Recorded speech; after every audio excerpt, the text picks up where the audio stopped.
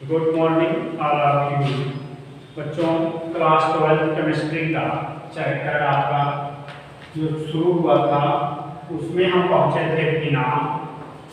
Phenol में हमने आपको इसकी प्रिपरेशन बता दी थी। फार्मूला C6H5OH या बेंजीन रिंग से हम कार्बन के OH को अटैच करते हैं। ये आपका फिनाल है। हम यहाँ पहुँचे हुए थे तो हमने यहाँ पर आपको इसकी प्रिपरेशन बताई थी कि फिनाल को किस तरीके से प्रिपेयर किया जाता है। तो प्रिपरेशन के बाद अब हम इसकी फिजिकल और केमिकल प्रॉपर्टी जानेंगे। तो आइए देखते हैं भौतिक गुण। फिजिकल प्रॉपर्टी इसकी क्या होती है। फर्स्ट पॉइंट देखें, यह रंगहीन क्रिस्टलीय ठोस होता है। सेकेंड पॉइंट क्या था, यह जल में अल्प विलेय, ध्यान दीजिएगा, जल में अल्प विलेय परंतु कार्बनिक विलायक। कार्बनिक विलायक किसको बोलते हैं, जैसे एल्कोहल या ईथर। यह जल में अल्प विलेय परंतु कार्बनिक विलायक में क्या होता है, पूर्ण विलेय होता है। ठीक, पूर्ण विलेय होता है। यह क्या होता, हमने कहा क्रिस्टलीय क्या होगा, ठोस होगा। पानी में कम घुलनशील होगा परंतु अल्कोहल ईथर जैसे अन्य कार्बनिक विलायक में पूर्ण घुलनशील होगा। थर्ड पॉइंट क्या है कि यह एक विषैला है, यह विषैला पदार्थ है। और क्या हमने कहा था कि इसकी गंध कैसी होती है, तीक्ष्ण गंध की होती है। यह तीक्ष्ण गंध वाला होता है, विषैला होता है, पानी में अल्प विलेय होता है परंतु कार्बनिक विलायक में पूर्ण विलेय होता है। इसका मेल्टिंग पॉइंट 182 डिग्री सेल्सियस होता है। इसका गलनांक 182 डिग्री सेल्सियस होता है। और देखें क्या है कि ये क्रिस्टलीय ठोस में है। गलनांक इसका क्वथनांक होगा, ये क्वथनांक 182 डिग्री सेल्सियस। और देखिए इसकी केमिकल प्रॉपर्टी में हमको क्या पढ़ना है, ये तो आपकी फिजिकल प्रॉपर्टी हो गई, भौतिक गुण हो गया। अब इसकी केमिकल प्रॉपर्टी की बात करें, देखें रासायनिक गुण।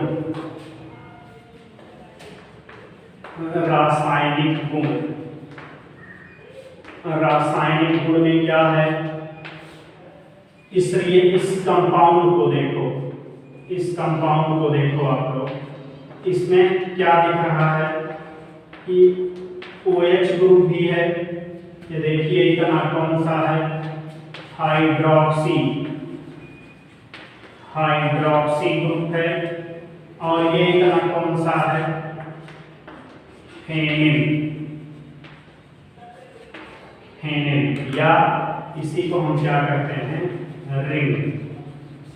देखिए इसमें दो तरीके उपस्थित हैं, एक हाइड्रोक्सी ग्रुप है, एक रिंग है। तो फिनाल जो होता है दो तरीके का रिएक्शन देता है, एक इसकी उपस्थिति के कारण, एक इसकी उपस्थिति के कारण। ठीक, तो हम केमिकल प्रॉपर्टी में सबसे पहली हेडिंग लिखेंगे।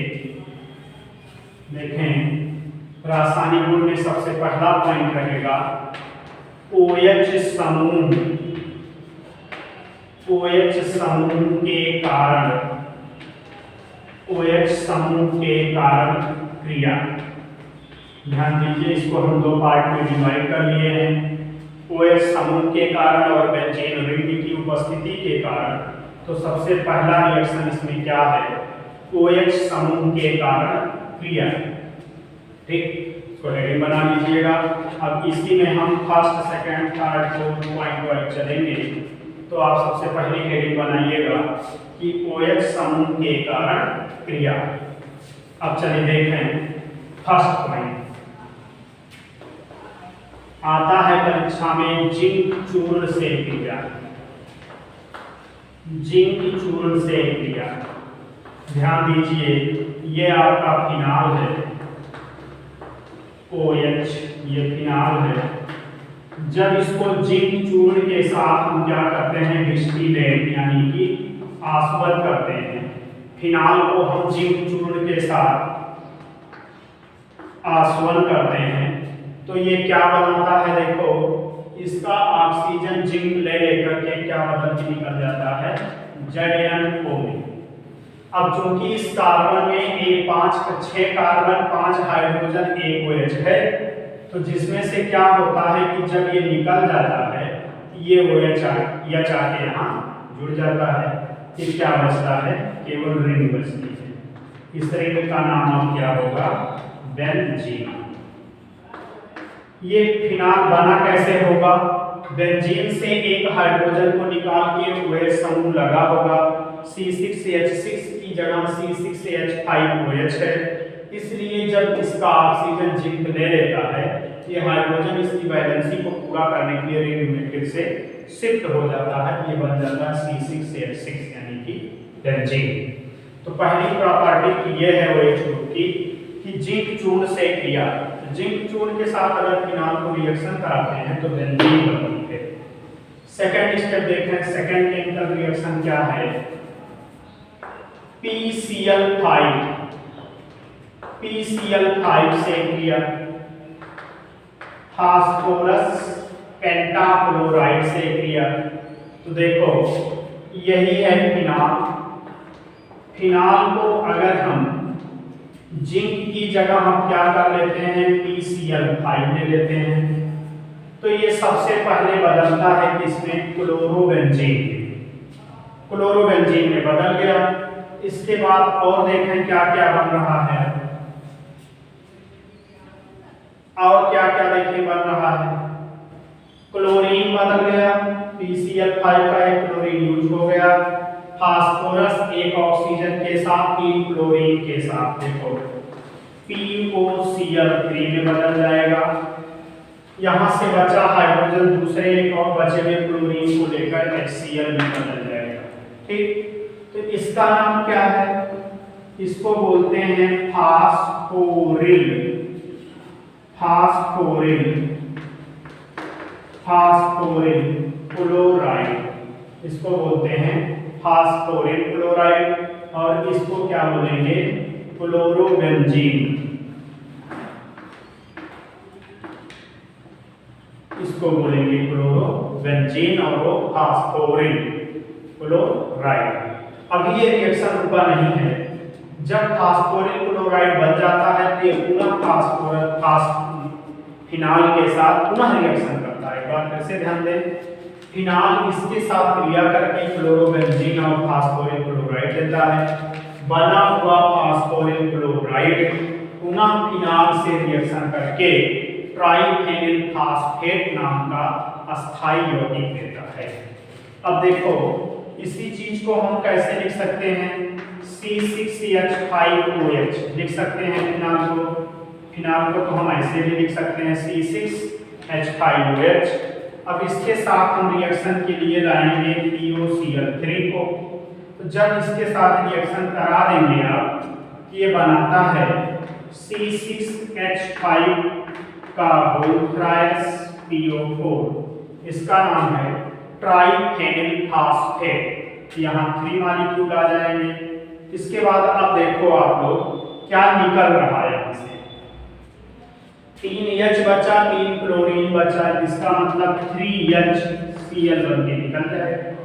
देख लो एक बार बैलेंस हुआ, ये 3 बार C6H5 है, 1 फास्फोरस है, 4 ऑक्सीजन यहाँ है, तो 3 और 1 4 ऑक्सीजन हुआ, 3 क्लोरीन 3 हाइड्रोजन मिलके 3HCl बन गया। इसका नाम हमने क्या बताया था, ट्राइफेनिल फास्फेट। ट्राइफेनिल फास्फेट। तो ये जब बन जाता है तब ये क्रिया स्टॉप हो जाती है। तो आपको ध्यान देने वाली बात यह है कि फिनाल जब PCl5 के साथ रिएक्शन करता है तो यह ट्राइफेनिल फास्फेट नाम का अस्थायी यौगिक देता है। पहले स्टेप में क्लोरोबेंजीन और फास्फोरिल क्लोराइड बनेंगे। बना फास्फोरिल क्लोराइड पुनः फिनाल के 3 मॉलिक्यूल के साथ रिएक्शन करके ट्राइफेनिल फास्फेट नाम का अस्थायी यौगिक देता है। ये आपका सेकेंड रिएक्शन था। थर्ड रिएक्शन देखें, तीसरी अभिक्रिया जो OH समूह के कारण है, अमोनिया से क्रिया। जब फिनाल की क्रिया हम किसके साथ करा देते हैं, अमोनिया के साथ। देखो यहीं पर हम NH3 ले लेंगे, NH3, और ये रिएक्शन कैसे होगा, निर्जल यानी कि एनहाइड्रस ZnCl2 की प्रेजेंस में होगा। ZnCl2 का नाम क्या है, जिंक क्लोराइड। निर्जल जिंक क्लोराइड की प्रेजेंस में जब फिनाल को हम अमोनिया के साथ रिएक्शन कराते हैं तब देखें क्या होता है, यहां से OH ग्रुप विस्थापित हो जाएगा और यहां लग जाएगा NH2। देखो ये कैसे हुआ, एक नाइट्रोजन दो हाइड्रोजन यहां जाके जुड़ जाता है, यहां से बचा एक हाइड्रोजन और एक ये OH, इसका H इसका OH, ये क्या बदल जाता है H2O। ठीक, जैसे देखो हम इसी को और कैसे लिख सकते हैं, NH3 को हम ऐसे लिख सकते हैं HNH2, और इसको हम ऐसे लिख सकते हैं OH, तब इसका OH अमोनिया वाला H, ये देख रहे हैं, ये H2O बन के निकल जाता है। NH2 क्या करता है, सीधे सीधे रिंग से आके ऐड हो जाता है, ये NH2 आके रिंग से ऐड हो जाता है। ये आपका बन गया, इसको एरोमेटिक एमीन बोलते हैं और इसका नाम है एनिलीन। ये एनिलीन, इसका यूज पेन या स्याही बनाने में करते हैं, ध्यान रहे। इस जो पेन होती है उसकी स्याही में तरलता के लिए, यानी कि वह लिक्विड स्टेट में बनी रहे, जमने ना पाए, इसी का यूज किया जाता है। ये क्या है, एनिलीन। अब एक रिएक्शन और देखें, किसके साथ क्रिया हो जाए, मेथेनॉल के साथ, CH3OH से क्रिया, मेथिल एल्कोहल से क्रिया। तो जब फिनाल की क्रिया हम मेथिल एल्कोहल से कराएंगे, देखिए फिनाल की क्रिया हम अगर मेथेनॉल से कराएं, यहां हमने बनाया है फिनाल, देखो OH आ गया, फिनाल बन गया। अब यहां देखें CH3OH, ठीक, CH3OH तो हम ऐसे लिख सकते हैं CH3OH, इसी का नाम क्या है, मेथिल एल्कोहल, ये है। और इन दोनों की वाष्प को थोरिया होता है कंपाउंड THO2, ये थोरिया है। थोरिया पर जब हम मेथिल एल्कोहल और फिनाल की वाष्प को क्या करेंगे, पास करेंगे थोरिया पर, देखो ये यहाँ OH है तो इसका H और फिर मेथिल एल्कोहल का OH, ये H2O बन के इसको निकाल दीजिए। ये क्या बचता है, देखिए फिनाल का ऑक्सीजन है और मेथिल एल्कोहल का CH3 है, और यहाँ से निकला क्या है, वाटर मॉलिक्यूल। इसका नाम क्या है, मेथिल फेनिल ईथर। ये मेथिल ग्रुप है, ये फेनिल ग्रुप है। आपको ईथर का फार्मूला 11th में बताया गया होगा, ROR' या ROR, तो इसी R की जगह पर यहाँ क्या है, AR, एरोमेटिक रिंग है, एक एलिफैटिक एल्किल ग्रुप है, एरोमेटिक रिंग है, बीच में ऑक्सीजन है, तो इसी का नाम है मेथिल फेनिल ईथर। इसी को साधारण भाषा में एनीसॉल, इसी को एनीसॉल भी बोलते हैं। तो आप इसको क्या लिखेंगे कि जब मेथिल एल्कोहल और फिनाल की वाष्प को थोरिया पर प्रवाहित करते हैं तो मेथिल फेनिल ईथर नाम का कंपाउंड बनता है, जिसको हम एनीसॉल या एरोमेटिक ईथर भी कहते हैं। ठीक, ये वो रासायनिक क्रियाएं हैं जो कि किसके कारण हुई थी, OH समूह के कारण। OH समूह फिनाल में उपस्थित है, इस वजह से ये 3-4 रिएक्शन हैं जो कि फिनाल OH ग्रुप की उपस्थिति के कारण देता है। अब आप लोग बी पॉइंट हेडिंग बनाएंगे, उसमें लिखेंगे रिंग के कारण क्रिया, रिंग के कारण क्रिया। तो इसमें चूंकि ये बेंजीन रिंग भी उपस्थित है, तो अब जो क्रियाएं होंगी वो सभी इस रिंग की उपस्थिति के कारण होगी।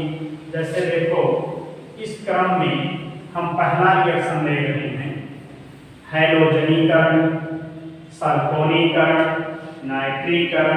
ये सारी क्रियाएं आपको मालूम है, 11th में बताया गया था। चलें, उसी में से पहला लिया जा रहा है हैलोजनीकरण। हैलोजनीकरण, हैलोजनीकरण का क्या अर्थ है? इसी को क्या बोलते हैं? हैलोजिनेशन। Halogenation reaction. इसी हैलोजनीकरण का मतलब क्या होता है? किसी कंपाउंड से हैलोजन का जुड़ना। जब हैलोजन को किसी कंपाउंड में हम जोड़ते हैं, उस कंपाउंड की क्रिया का नाम होता है हैलोजनीकरण। तो ध्यान दीजिएगा, जो फिनाल है, ये फिनाल है, फिनाल पे जो OH समूह लगा हुआ है, OH समूह किस प्रवृत्ति का होता है? ये आर्थो और para, ortho para directing group है। यानी कि जब किसी दूसरे सब्सटेंस का इस पे अतिक्रमण होगा, तो वह आने वाले नए समूह को या स्पीशीज को इस रिंग के आर्थो और पैरा पोजीशन पे ही भेजेगा। आप लोग 11th क्लास में पढ़े थे, ortho para directing group, Meta directing group. एक बार हम थोड़ा सा रिवाइज कर दें आपको कि इस रिंग में कहाँ कौन सी पोजीशन होती है, तब हम बताएं आपको। देखा, ये बेंजीन रिंग है। अगर इसमें आपसे कोई पूछे कि इसमें आर्थो मेटा पैरा कहाँ है, तो इस कंडीशन में इस रिंग के किसी भी कार्बन को आप आर्थो मेटा पैरा नहीं बोलेंगे। अगर सपोज दैट यहाँ कोई प्रतिस्थापी सब्स्टिट्यूएंट लग गया है, अब इसी के रेफरेंस में बचे 5 कार्बन, इसी के रेफरेंस में आर्थो मेटा पैरा पोजीशन पे आएंगे। ध्यान रहे, जहां ग्रुप लगता है उसके दोनों बगल के कार्बन आर्थो पोजीशन पे बोले जाते हैं। आर्थो के बाद दोनों बगल के कार्बन को हम मेटा पोजीशन बोलते हैं। उस ग्रुप के ठीक नीचे इस कार्बन को हम पैरा कार्बन बोलते हैं। ध्यान दीजिएगा, इसी बेस पर हम आपको ये बताने चल रहे हैं रिएक्शन हैलोजनीकरण। तो जब फिनाल की क्रिया हाइड्रोजन जैसे ब्रोमीन, क्लोरीन के साथ क्रिया कराते हैं, तो यहाँ देखिए होता क्या है, एक होता है कार्बन डाइसल्फाइड, इसका नाम है CH2 लिखे हैं, कार्बन डाइसल्फाइड। तो फिनाल की क्रिया ब्रोमीन से कराएंगे कार्बन डाइसल्फाइड की प्रेजेंस में। तो चूंकि OH ग्रुप क्या है, आर्थो पैरा डायरेक्टिंग ग्रुप है। चूंकि OH group ortho para directing group है, इस कारण से आने वाले समूह को यह आर्थो पर भी भेजेगा और इस पर पैरा पर भी भेजेगा। ये देखो, OH ग्रुप लगा है, आर्थो पर भी और पैरा पर भी भेजेगा। ध्यान दीजिएगा, तो यहाँ क्या होता है, इसका नाम क्या होगा? चूंकि आर्थो पे लगा है तो आर्थो ब्रोमोफिनाल और पैरा ब्रोमोफिनाल, ये दोनों हम क्या लिख सकते हैं ऐसे, mixture of ortho and para bromo क्या phenol. Mixture of ortho and para bromo phenol. Ortho para को हम साइड में OP लिखते हैं, आर्थो को साइड में O लिखते हैं, पैरा को साइड में P लिखते हैं। तो जब हम हाइड्रोजनीकरण करते हैं तो आर्थो और पैरा, चूंकि ये OH group ortho para direct nature है, इस कारण ये आर्थो और पैरा ब्रोमोफिनाल का मिक्सचर देता है। ऐसे ही सेम देखें, अगर सल्फोनीकरण पढ़ेंगे सल्फोनीकरण। देखें सल्फोनीकरण, सल्फोनीकरण में क्या होता है, सल्फोनिक एसिड ग्रुप कौन होता है, SO3H, ये मॉलिक्यूल है सल्फोनिक एसिड ग्रुप का। तो सल्फोनीकरण में क्या होगा, फिनॉल की क्रिया किसके साथ कर दीजिए, सल्फ्यूरिक एसिड के साथ। टेम्परेचर ले लीजिए लगभग 50-60 डिग्री सेल्सियस। तो ये OH ग्रुप ऑर्थोपैरा डायरेक्टिक है, मैंने बोला सल्फ्यूरिक एसिड से HSO3 मॉलिक्यूल यहाँ पर SO3H जुड़ने वाला है। देखें यहाँ SO3H कर दें, यहाँ SO3H कर दें, नाम क्या हो जाएगा, mixture of ortho and para. Para, अब इसको हम क्या बोलेंगे, फिनॉल का क्या है, सल्फोनिक एसिड है, ortho and para phenol sulphonic acid, ये बन गया। तो ऐसे ही जब नाइट्रीकरण करेंगे आप तो NO2 ग्रुप लग जाएगा, उसको क्या बोलेंगे, ortho and para nitro phenol. ऐसे ही आपको इसी में रीमर टीमन अपक्रिया पढ़ाई जाएगी, कोल्बे अपक्रिया, कोल्बे सिमिट अपक्रिया, आइसोमर विन्यास, ये सभी रिएक्शन, नेमी रिएक्शन इसमें भी आपको मिलेंगे। तो आप लोग दो रिएक्शन देखे, हैलोजनीकरण और सल्फोनीकरण। ऑर्थो फिनॉल का क्या है, सल्फोनिक एसिड, और ये पैराफिनॉल सल्फोनिक एसिड, तो दोनों का मिक्सचर देता है, ये बन जाएगा। हैलोजनीकरण में आपने देखा ऑर्थो ब्रोमोफिनॉल और पैरा ब्रोमोफिनॉल, इसका मिक्सचर बन गया। तो हम क्या बताए कि चूंकि रिंग के कारण क्रिया है, तो रिंग में C6H5 फेनिल समूह उपस्थित है। अब देखो सब जगह OH कांस्टेंट है, रिंग पे जुड़ने वाले एजेंट रिंग पे जुड़ रहे हैं, ये रिएक्शन किस कैटेगरी में जा रही है, रिंग के कारण क्रिया। तो फिनॉल दो तरीके की क्रिया देता है, एक हाइड्रोक्सी समूह के कारण, एक फेनिल समूह के कारण, फेनिल ग्रुप के कारण। तो दो तरीके की रिएक्शन देता है, जिसमें आपने हाइड्रोक्सी ग्रुप वाली क्रिया पढ़ ली, फेनिल रिंग की उपस्थिति के कारण क्रिया चल रही है, जिसमें आपको दो पढ़ाया गया, नाइट्रीकरण और हैलोजनीकरण और सल्फोनीकरण। आगे की प्रोसेस आपको पुनः बताई जाएगी। तो आप लोग इतना ध्यान दीजिए कि फिनॉल दो तरीके का रिएक्शन करेगा, दोनों तरीकों में से एक आपको पूरा कर दिया गया, एक चल रहा है, बाकी बचे टॉपिक नेक्स्ट वीडियो में बताए जाएंगे।